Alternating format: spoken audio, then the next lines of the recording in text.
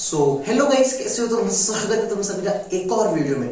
और जैसे कि तुमने टाइटल में देख लिया होगा, तो आज की जो video it's all about the modernisation of electrical power transmission and its systems.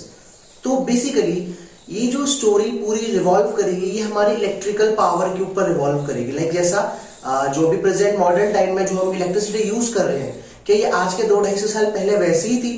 तो आंसर है ऑब्वियसली नॉट। ऐसा बिल्कुल भी नहीं था। बहुत सारे चेंजेस, मतलब बहुत मेजर और we can say very majestic changes आए हमारे पावर सिस्टम में। तो लेट्स स्टार्ट। तो देखो, स्टार्ट होती है ये बेसिकली सीरीज ऑफ इवेंट है, ठीक है, सीरीज ऑफ इवेंट्स है।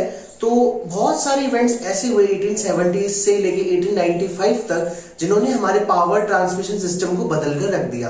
मतलब कह सकते हैं कि जो मॉडर्न इलेक्ट्रिसिटी ट्रांसमिशन है, वो उसकी जो फाउंडेशन है, जो उसकी जो नींव है, वो 1870 से लेके 1890s के बीच में ही रख दी गई थी। ठीक है, सो लेट्स स्टार्ट। तो जब 1870 से लेके 1880 के बीच में जब टाइम चल रहा था, तो उस टाइम पे पूरे वर्ल्ड में थॉमस एल्वा एडिसन का रूल चल रहा था। क्योंकि सबसे पहले जो मतलब ह्यूमन रेस की जो सबसे पहले इंट्रोडक्शन करवाया था इलेक्ट्रिसिटी से, मतलब एक प्रैक्टिकल पावर सिस्टम से, वो थे हमारे थॉमस एल्वा एडिसन। और उन्होंने क्या बनाया था? DC, direct current. ठीक है, तो उस टाइम पे जितने भी अप्लायंसेस थे जो छोटे मोटे, उस टाइम पे ज्यादा अप्लायंसेस वैसे थे नहीं, बट हाँ जैसे नॉर्मल जैसे बल्ब्स थे एंड मोटर्स थी, जनरेटर्स थे, वो सारे डीसी पे रन करते थे। ठीक है, तो उस टाइम पे जो ग्लोबल लीडर थे वो हमारे थॉमस एल्वा एडिसन थे। तो उनके पास कोई कॉम्पिटिटर भी नहीं था, लोगों को डीसी ही परचेज करना पड़ता था, वो काफी कॉस्टली था एंड डीसी काफी ज्यादा डिसएडवांटेजेस थे। तो उन डिसएडवांटेजेस की हम बात करते हैं। तो देखो, डीसी जो होता है वो उस टाइम पे 110 वोल्ट पे ही सप्लाई किया जाता था। और अगर फॉर एग्जांपल उसको 2 या 3 मील्स हम दूर ट्रांसफर कर रहे हैं, तो उसमें काफी ज्यादा लॉस होते थे। क्योंकि जैसे हमने पावर का एक फॉर्मूला पढ़ा हुआ क्लास 10 की फिजिक्स में कि P is equal to I square आर। तो जैसे जैसे हम फॉर एग्जांपल बहुत ज्यादा हैवी अमाउंट ऑफ करंट को काफी दूर तक भेजते थे, तो आई स्क्वायर इंटू आर, तो रेजिस्टेंस से मल्टीप्लाई होता था करंट का स्क्वायर।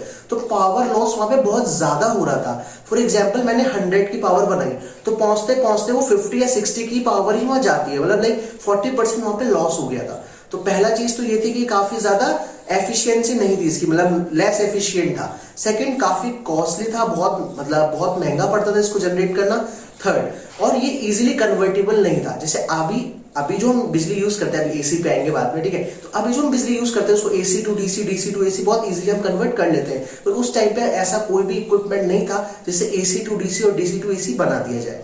तो अब एक तरह से मजबूरी थी। फॉर एग्जांपल किसी एरिया में एक लौती एक बेकरी होती है, तो वो बेकरी वाला चाहे किसी भी प्राइस की, अगर मतलब फॉर एग्जांपल 30 रुपीज की 40-50 में भी बेचता है, तो उसको प्रॉफिट है। और लोगों को पता है कि यार एक ही दुकान है तो लेना ही पड़ेगा, मतलब मजबूर है इंसान। ठीक है, तो मजबूरी में सारे लोगों को डीसी परचेज करना पड़ता था, वही सप्लाई होता था। अब एंट्री होती है हमारे एक दो लोगों की।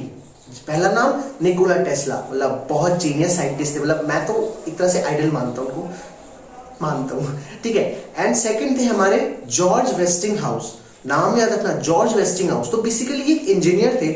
निकोला टेस्ला को मैं बार बार इंट्रोड्यूस नहीं करवाऊंगा, क्योंकि उनका जो रोल था वो एक तरह से साइंटिस्ट का रोल था। बेसिकली फंडिंग कौन दे रहा था? देखो, थॉमस एल्वा एडिसन थे, वो एक सेल्फ मेड बिजनेसमैन थे, बिलियनर थे उस टाइम के। काफी उनके पास पैसा था, तो फंड की उनको किसी से जरूरत नहीं पड़ती थी, खुद ही पैसे लगाते थे, खुद ही चीजें बनाते थे और खुद ही रूल करते थे। जबकि निकोला टेस्ला थे, वो फाइनेंशियली इंडिपेंडेंट नहीं थे, वो काफी पुअर बैकग्राउंड से बिलोंग करते थे, सर्बिया से बिलोंग करते थे वो। बट उनका जो माइंडसेट था, उनका जो एक्चुअली बहुत हाई लेवल के जीनियस थे, मतलब मैं अपने पर्सपेक्टिव से बता रहा हूं। तो अब निकोला टेस्ला ने जैसे ही एसी का इन्वेंशन किया और जॉर्ज वेस्टिंग हाउस ने उनकी जो चीज देखी, लाइक इन्होंने इतना बहुत अच्छा इन्वेंशन किया है और इससे हमारा बिजनेस बहुत आगे जा सकता है, तो उन्होंने निकोला टेस्ला को फंडिंग देना शुरू किया कि तुम अपने ये एसी प्रोजेक्ट है इसको थोड़ा सा इंक्रीज करो, यूज लेवल पे लेके जाओ। ठीक है, तो जैसे जैसे निकोला टेस्ला की जनरेटर्स और उनका जो ट्रांसमिशन सिस्टम है वो फेमस होता गया, तो लोगों ने देखा कि देखो ये डीसी से सस्ता भी है, डीसी से ज्यादा एफिशिएंट भी है और लंबी दूरी तक ट्रांसफर करने में इसमें ज्यादा लॉसेस भी नहीं है। तो जो एसी था वो काफी ज्यादा फेमस होने लग गया उस टाइम पे। अब जो एडिसन थे वो तो अब ऑब्वियसली उनका कॉम्पिटिटर आ गया था, तो एक तरह से जेलेसी तो उनको होगी। तो जेलेसी के नाम पे उन्होंने क्या क्या करना शुरू कर दिया। 1888 में उन्होंने एसी सिस्टम और निकोला टेस्ला और जॉर्ज वेस्टिंग हाउस को डिफेम करना शुरू कर दिया। कैसे?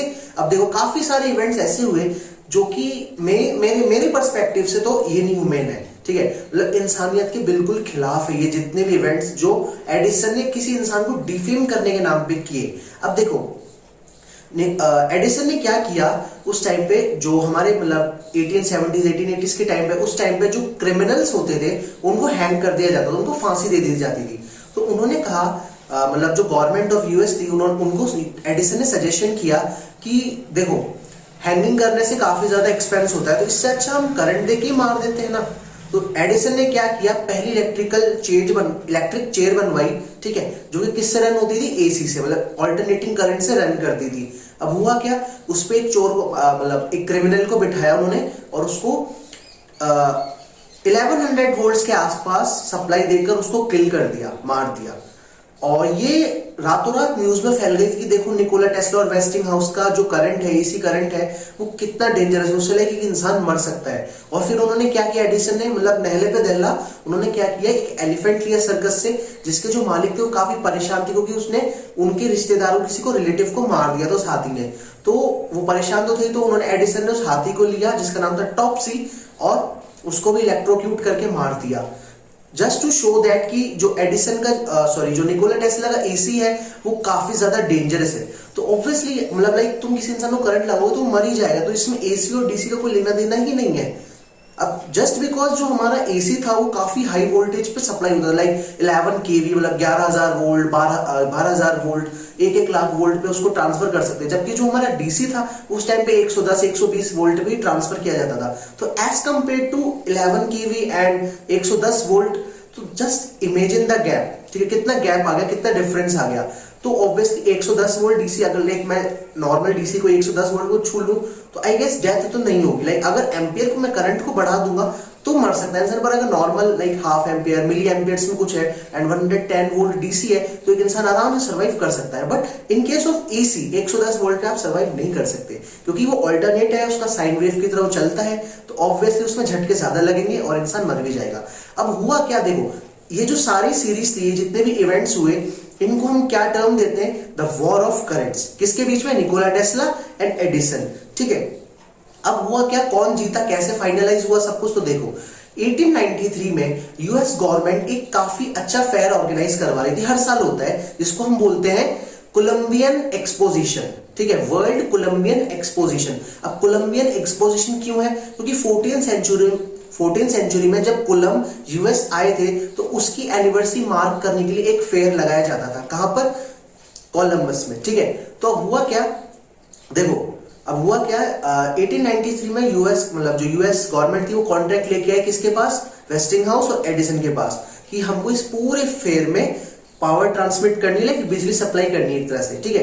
तो उस टाइम पे जो निकोला टेस्ला था उनका सिस्टम काफी एफिशिएंट था, एडिसन का काफी ज्यादा एक्सपेंसिव था और कॉस्टली था और एफिशिएंट भी नहीं था, और उसके काफी ज्यादा ड्रॉबैक्स भी थे, लाइक कन्वर्टेबल नहीं है।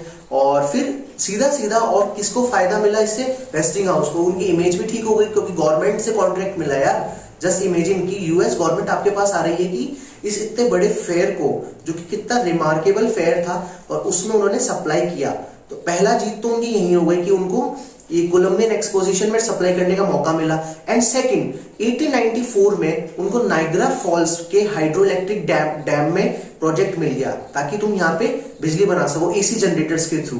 तो यहाँ पर जीत होती है Nikola Tesla and George wasting house की, और एडिसन को अपना हार मतलब स्वीकार करनी पड़ती है, एक्सेप्ट करनी पड़ती है, एंड ये वॉर ऑफ करंट्स यहीं पे एंड हो जाता है। सो आई होप तुमको मजा आया होगा। थैंक्स फॉर वॉचिंग, एंड कुछ सजेशन हो तो तुम कमेंट्स में लिख सकते हो, डीएम कर सकते हो, फॉलो कर लो और सब्सक्राइब कर लो। Bye bye.